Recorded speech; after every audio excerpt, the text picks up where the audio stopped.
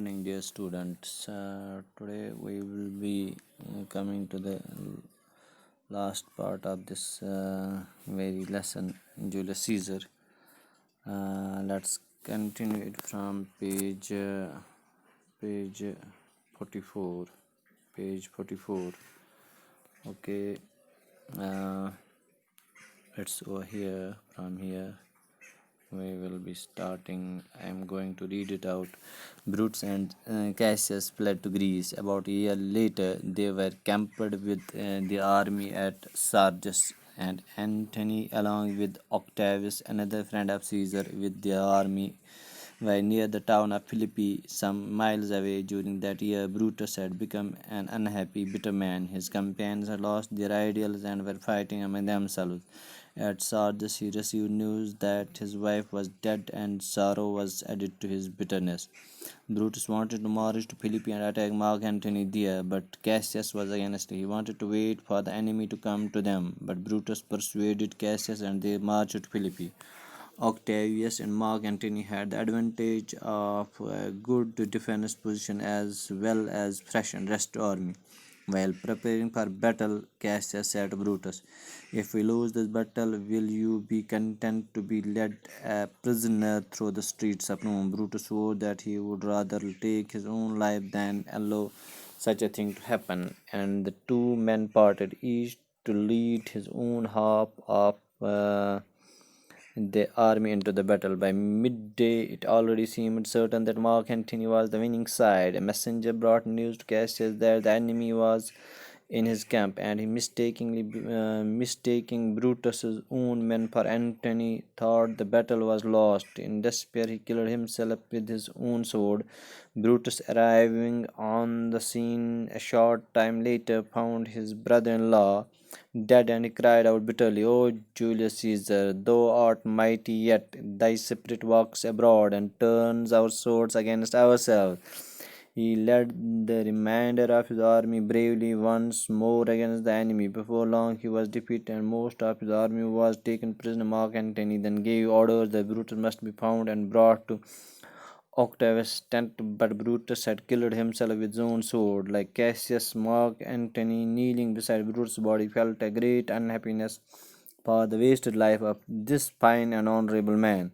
"This was the noblest moment of them all," he said. "All the others did what they did in envy of great Caesar. Brutus was the only one with honest thoughts for the good of the people." He stood up and told his soldiers to carry Brutus' body into the camp for honorable burial. "We must treat him according to his virtue," he finished, "and say to all the world, this was a man, a brave and honorable man."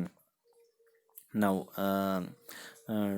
trying to comprehend this page, when Mark Antony turned people against Brutus, they fled from Greece, and they camped at Sardes, another part of Rome, and Mark Antony went against them along with Octavius, who was another friend of Julius Caesar, and along with his army, they went to Philippi, some miles away from Brutus's Sardis.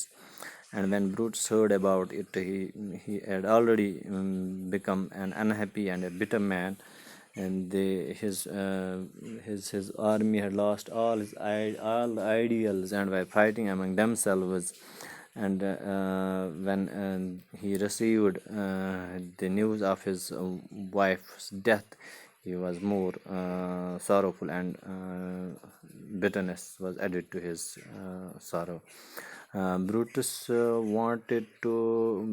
attacked Mark Antony at Philippi, and in this very phase, Mark Antony and Octavius had rested army. They were fresh, they were ready for the battle, whereas Brutus's army was tired, and when the battle began. Before that, and this Brutus and Cassius talked to each other.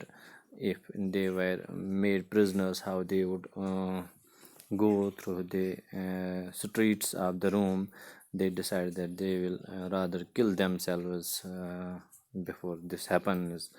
In this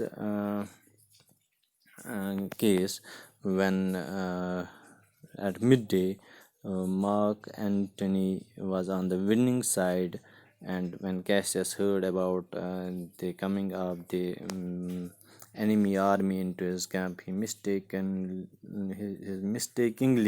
took Brutus' own men for Antony's men, and he thought that the battle was lost. In despair, he killed himself, and Julius. When Brutus arrived there, he saw his brother-in-law dead.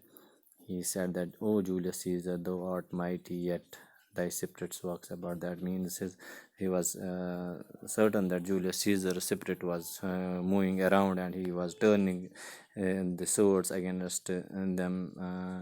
And then Mark Antony defeated them, Brutus' army, and finally Brutus killed himself too with his own sword. When Mark Antony saw that he has killed himself, he said that this was the only brave man who was concerned about the good of the people. Others were zealous, others were wicked, but in Julius and this Brutus killed Mark and this Julius Caesar because he thought that he was ambition in a real sense, and he thought that Roman people may not feel good or will not prosper in his rule. And then he said to the men that we must give Brutus an honorable burial according to his virtue, because he was a great and an honorable man. He was a brave man. He was always thinking about the good of the Roman people. Thank you. This is